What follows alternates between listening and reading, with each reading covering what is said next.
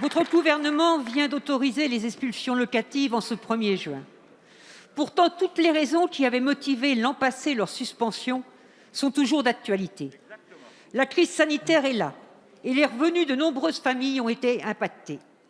Lors de la commission d'enquête sur les conséquences du Covid sur les enfants et les jeunes, les dégâts sur la scolarité des enfants des familles hébergées en hôtel par le 115, trop souvent loin de leurs écoles et privés d'Internet, ont été soulignés.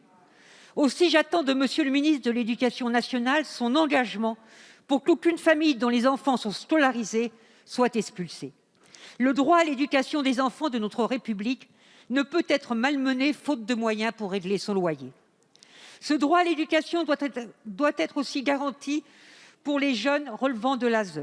Leur assurer à long terme hébergement et formation, loin de la rue, serait un investissement humain utile au pays. Durant cette crise, nous avons tous et toutes ici salué l'engagement des personnels et des bénévoles, salué les gestes de solidarité de nos compatriotes, salué notre système de protection sociale et, faisant fi de tout cela, on va reprendre les expulsions. Où est la France des droits des êtres humains ? En 2019, 16 700 expulsions ont été effectuées, touchant 36 000 personnes. Et cela va recommencer alors que les hébergements sont saturés, vous le savez. Certes, vous avez augmenté le fonds de solidarité, mais insuffisamment, comme le montant du fonds d'indemnisation des bailleurs qu'il faut porter à 80 millions d'euros. Certes, Madame la ministre du Logement a demandé au préfet de limiter le nombre des interventions. Mais limiter ne suffit pas. Aucune expulsion locative ne doit avoir lieu sans relogement digne et pérenne. C'est une règle qui, en ces temps de crise, ne doit souffrir d'aucune exception et s'appliquer partout sur le territoire. Monsieur le ministre, il est encore temps, Monsieur le Premier ministre, il est encore temps de surseoir aux expulsions locatives et ainsi de faire respecter le droit au logement, droit à valeur constitutionnelle. Lupin doit être au cœur de notre République. Emmanuelle Vargon, ministre déléguée chargée du logement. Merci. Monsieur le Président, Mesdames et Messieurs les députés, Madame la députée Marie-Georges Buffet.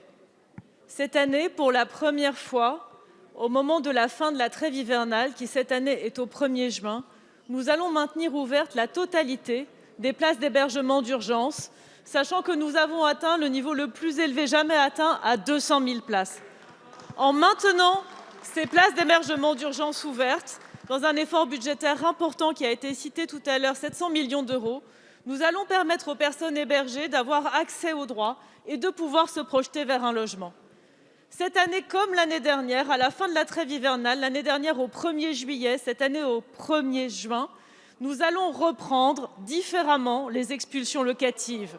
Je dis différemment parce qu'alors que 16 000 expulsions locatives avaient eu lieu en 2019, 3 500 ont eu lieu en 2020. Et en 2020, il y a eu peu d'expulsions locatives, il y a eu peu d'expulsions locatives sans relogement ou sans hébergement. Nous avons accompagné, nous avons permis la continuité. Cette année, nous allons indemniser encore plus les bailleurs que nous l'avons fait dans les années précédentes en redotant le fonds d'indemnisation des bailleurs. Nous avons aussi refinancé les fonds de solidarité locaux pour la prévention des expulsions et le soutien aux locataires en difficulté. Donc cette année, nous allons faire montre d'un effort de solidarité considérable au bénéfice des personnes les plus fragiles. C'est l'honneur de la France de le faire en cette période de crise. 200 000 places d'hébergement, une reprise des expulsions locatives échelonnée dans le temps, limitée avec solution de logement ou d'hébergement. C'est comme cela que nous faisons face aussi à la crise pour les personnes les plus en difficulté. Merci.